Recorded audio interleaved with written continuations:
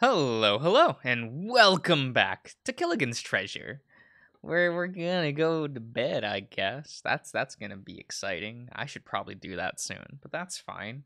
I've barely even got enough energy to make it back up the stairs. All that polishing really took it out of me. I fall back onto my bed, face first. Living solely for myself is gonna take one hell of a toll. Oh. Sounds like the town's pretty active tonight. Can't imagine why. They haven't even been any town events in the past few months anyway. I'll just worry about it in the morning. Now that's how I deal with stuff. Like, well, that's tomorrow's problem. Eto? Yes? Yes? A deep chill courses through my spine as I jolt awake. I never thought I'd hear that crack again, outside of nightmares. Or even see that symbol. Why now? Eh? Shit. I think someone just broke into the shop too. I'm frozen in fear again, just like when I was in the path of that tree. Pa's gone. Ma's gone too. I don't have anyone's arms I can run into anymore. What should I do? Eh? Well, you gotta do something, Killian. I need to get a grip. I'm not gonna last a second outside of Redwood if I keep freezing up like this. I force myself to get up and slowly, gingerly, make the trek over to the stairs. I'm more scared than I've ever been in my life. But I gotta focus up. The old wooden floor creaked loudly under my weight, but I don't think that gave me away. Whoever's down there has already thrown caution to the wind. I can hear them loudly rifling through cabinets and cupboards. Cupboards. Wait. Oh, fuck. I left everything down there. I stopped down the stairs without a second thought. Oh? Is this a bear and a mouse? Okay. Smoke floods my lungs as I run down into the kitchen. The bandits immediately stop rummaging and notice me. We've been robbed before, and usually the looks in bandits' eyes are scared or angry when we catch them in the act. These guys, they look sinister, almost feral. Something is very off about them. And they have already caught the whole shop on fire. Well, they're busy. They're getting stuff done, you know? Huh? Oh, good going. You woke up the bully with all your textile looting and... Me? What? You think he didn't hear the town tree splitting in half? That shit woke up the whole town! I open my mouth to retort, but all that comes out is the smoke I inhale. Who cares? I got all the crap I wanted. I'm getting out of this shack before the whole town burns up. My blood starts to boil as I cough out singed fur, hunched over now. The town tree split in half? The whole town is burning up? What the hell is going on? Wait. You have a textile there. I need it. This? Oh, this? This is a scrap of paper. That's the map. And he's got my pauldron too. No. That's mine. Snooze you lose, bully. Actually, you know what? Sure. I'll let you keep this. He walks over and waves the map in front of my snoot. As I reach to grab it, he flicks his wrist and tosses it towards the flames. I watch it past the tip of his claw in slow motion. Something inside me snaps. The instant I'm barely conscious of. Wait, the instant I'm barely conscious of. Okay, I feel like I tripped and I'm falling. But instead of hitting the ground, I keep falling. And falling. And falling. Where are we going? What are we doing?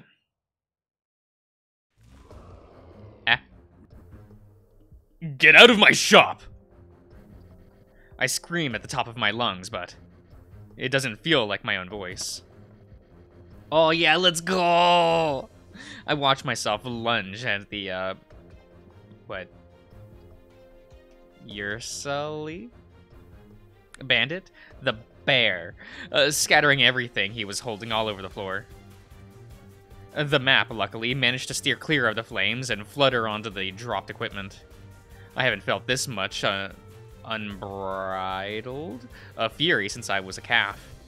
My blood boils hotter than I can even imagine. But I don't feel in control of myself. It's like it's pure, unrestrained rage.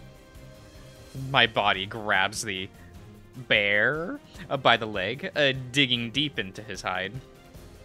His leg bone pops out of their socket, and he's flung at the other bandit, their bones cracking on impact.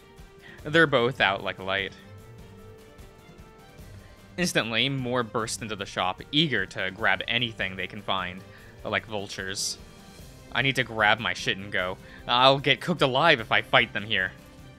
I scoop up as much stuff as I can carry into my arms. Then I rear back and dropkick into the crowd of at the door, my hooves shattering muzzles and ribs. My arms fling independently as my body punches, scrapes, kicks, and wallops through the crowd. My eyes are so blind with rage, some of these lunatics don't even look like beasts. More and more beasts flock to the shop, drawn in by all the commotion. I can't keep this up forever. I have to escape. I unleash a deafening roar and lower my head, and then stampede into the crowd. Anyone in my way gets run over, flung, or gored from my horns. Blood splatters around me. I can't tell if it's theirs or mine. All I feel is instinct screaming that I need to survive and get the hell out. The houses I grew up with it threaten to crush me, as chunks of them fall around me. I rampage down the deserted streets, dodging burning debris. I hear beasts from the shop chase after me. A huge wooden beam covered in fire cuts across from my path, tearing down a wall with it. It's rammed through with my horns as the fire engulfs it, licks at my fur. The beam crumbles into pieces, blocking the road behind me. That should slow them down a bit. The smoke from all of the fires is so suffocating. It's worse than it was back in the shop. I need to keep going. I sprint past the entryway of the town and out towards the farm, the farm fields. It's gotten so late into the night, dawn is starting to shine through the smoke. I don't hear any of those lunatic beasts following me anymore, but I need to keep going. My body needs a breather. I finally take a look behind myself. The blazing town shines through the darkness and lights the road out of Redroot. Sorry. I can't stop staring at the hometown I grew up in, burning to the ground. It's just all gone. And even still, I can't help feeling like it's all my fault. It's probably fine, but I still need to keep going. It's not safe here. I whirl back around and run. The last thing I feel before my consciousness starts to fade is tears streaming down my face. I need to keep going. Well, we just going, apparently. Oh. Okay. I jolt awake. What? What happened? My memory starts to flood back to me. There was a bunch of people breaking into the shop. Crazed looks in their eyes. I had to fight through them. Then... Right. Redroot's gone. It was all burning down. So I ran. Harder than ever, now that my legs are burning hotter than fire. And now I'm here, out in some field. Alone. With nothing on me. Not even any clothes. Okay. I guess my,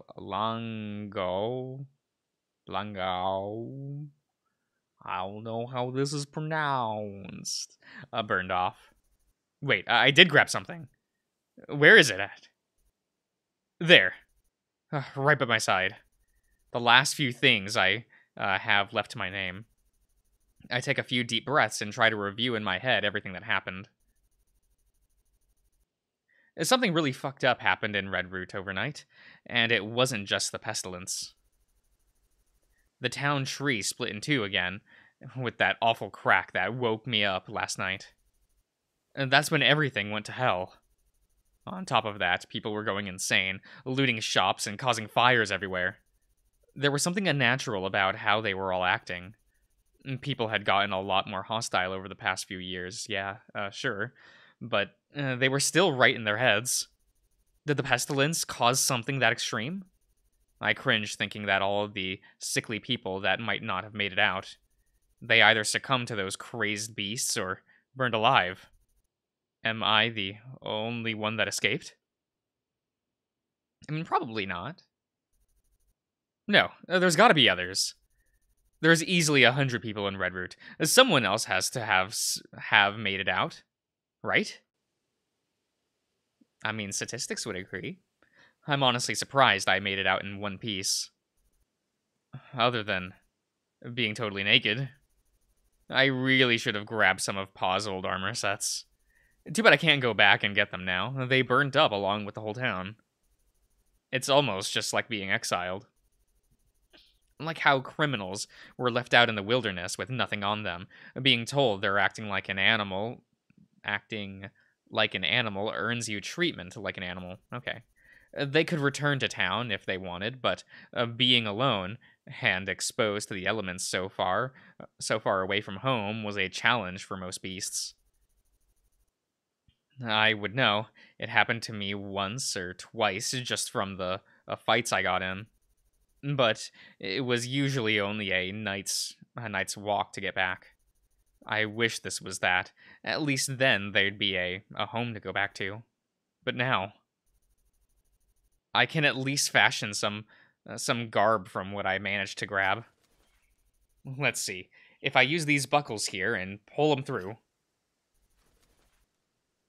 then hook up this belt and run it around. This hole doesn't look half bad, honestly. I think I can work with this. What are we doing? Adventurer's armor. What do we got here? Nothing. Oh, we got little... Nothing. No. Okay, well. Okay. I ought to put the rest of this stuff on. I'm not about to leave even more behind. Wait, did I miss something? Eh? Eto? What is this? Ah! Other thing. Okay. Okay. Robes. Belt. Boots. All that I'm missing now is something to cover my nethers. Or... there. It's kind of unconventional, but it'll work well enough as a loincloth. It pains me to admit it, but there is nothing left for me in Redroot. My childhood home and the town I've spent my entire life has gone up in flames. I still can't believe it. I feel my chest heave in, a lump form at the back of my throat as the weight of it all sets in. Oh, I think it's finally time I moved on. My name is Killigan Stoneworth. It's a brand new day. And I'm gonna fulfill my father's last wish to follow this map and find out what happened to my town. Starting with traveling through Redroot Wilds, the first step on this journey. Oh, let's go. Oh, we finally got to the title screen. It takes me a bit, guys. It takes me a bit. You know how it is. Do I have to press something, or is this going to keep going? I'll give it a couple more seconds. Okay, I'm going to press the space button now. Okay. Day 1. Oh, day 0. Day 0. Day 1. Redroot Wilds. Okay. Oh, taking it, that's a lot of UI. Oh my god. Okay, I did not expect this. I don't know what I was expecting, but you know, it is fine. Start? Wait, stats. Okay, stats, log. Well, that's a cute, like, compass day counter thing. Okay. That's not a compass. Maybe it is. Probably not. I don't know. Taking in the sights from Redroot Wilds is an entirely different experience from how I remember it when I was young. There's no end to the reds and oranges and yellows and the trees' leaves. Complementing each other and interweaving atop each other. Even though it's the midst of spring, the woods are locked in an eternal state of autumn, and a good majority of them look fairly locked in place, and none of them threatening to take my life when I'm not looking. It's been a long time since I've been around so many trees of a wide variety of shapes and sizes. And back at the lumber yard, it was all the same types of trees. A rugged, but sturdy pine oak. Not to mention, they'd thinned out drastically from all of the lumbering. These trees are all different types and states of decay in life. It's a treat to my eyes. Oh. Honestly, they kind of remind me of all the kinds of beasts there were back in Redroot. There were the talkative, candid merchants, the ursily laborers and farmers, the Insci? What is this? Textilers and artisans. Pa and I were the only boos, though. Ma too. I never knew that what we were supposed to. Wait. Yeah, sorry. I never knew what we were supposed to be, but I think we were doing a good job being ourselves. Ma was a diplomat, Pa was the town's armorsmith, and I was just a regular lumberjack. I never really imagined myself becoming a lumberjack when I was younger, but I guess that's just how it turns out. Plus, I needed an outlet for my tantrums. Pa forced me to sign up for it because I couldn't stop getting into fights, and we needed the money. If there was any better jobs, I'd have taken them in a heartbeat. But then I guess I just never really thought about what I wanted to be when I grew up. After Ma died, all I knew was anger, lashing out at everyone, even before the pestilence. It's 'cause of that job that I was finally able to calm down a little. But now that the town I know is gone, and I'm able to be on this road a while, I can finally think about this kind of stuff. It's kind of liberating. Being able to think clearly for once. I think back to what kind of person I'd want to grow up to be if I was a calf now. Ah? I wanted to be... These are terrible options. Can't I just... No, can't I just be mid? You know? I don't want to be, like, awe-inspiring or... I don't know. What does this mean by barbaric? I don't know. You know what? Let's go with I'm not sure. I'll have to come back to this. I'm drawing a blank on it right now. For now, though, I'm gonna have to be a lowly forager. I need to graze through the forest greenery for something to eat. My diet back home was heavy in vegetables and herbs, but I'm probably only gonna find the latter out here. It should be fine. Now, let's see. There's a variety of greenies in this patch over here. What the? Oh my god. Mushrooms? I've read somewhere that mushrooms in the wild have a 50-50 chance of being delicious. Lit! Or potentially toxic. Why not both? I'm hungry enough to take my chance. How are we feeling? Okay. Looky here, some marigolds. These were a filling snack back home, especially when dusted with extra pollen. I'll grab a good bushel of these. What's this? Here's a nice healthy fern. Kind of plant tasting, but it's still pretty nutritious. I pluck a few of the larger, fuller fern leaves. I think that's all of the material I can carry. I've got greens spilling out of my arms. I don't have a cooking pot, but I think I can make do by grinding this all up in my pauldron, then using it as a bowl. It shouldn't take long at all. What are we doing? I don't think those mushrooms are toxic, but they're definitely making my stomach turn. It's filled for now, at least. That ought to clam it till tomorrow. Calm it, not clam it. Calm. While I've been eating, I've ventured off to the paths to find somewhere to sleep for the night. So far, there haven't been many good options. The sunlight's gonna be gone soon, but maybe if I press on for another hour or so. Okay, I think I'm gonna end the part here, everyone. So I'll see you guys around.